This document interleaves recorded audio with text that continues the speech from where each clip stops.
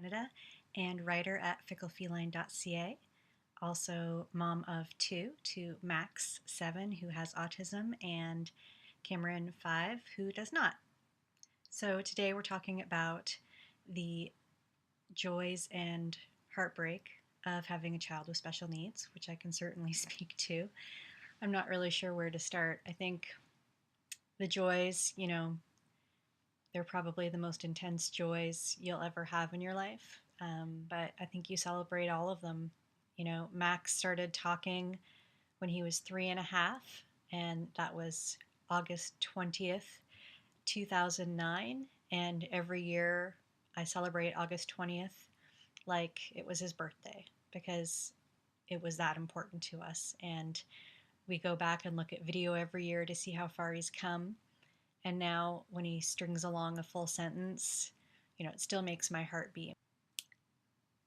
I think the heartbreaks are what catch you off guard because you think that there'll be obvious things that, you should be strong for, but sometimes it's just the littlest things. Max, when we go to school, he runs to the end of the playground and stands there by himself, and he waits for the bell to ring.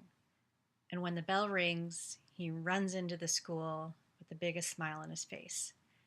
And most days, that doesn't bother me. It's okay that he's out there standing there by himself because I know that he's waiting for that bell and that he's okay and he's happy. But we had a day last week when we got to school late and I didn't know the bell had already rung. And so he went and stood in his spot and the bell wasn't going to ring. And so unless we had some sort of a magic miracle, he wasn't going to run into the school, and he refused to come inside. So we actually had to have the front office ring a bell for Max, just for Max, so that he would come inside. And while I felt very blessed that we've got such a fantastic school for Max that was willing to do that for him, it broke my heart because, there's not always going to be someone who's willing to ring the bell again for him to help him function. So that was hard. I think the other hard part about being the mom of a child with special needs is that so much of your identity gets tied up in that.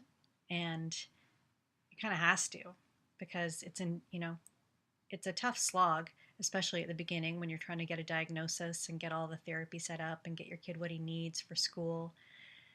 But after a while, your identity can't just be, being an autism mom, being a special needs mom.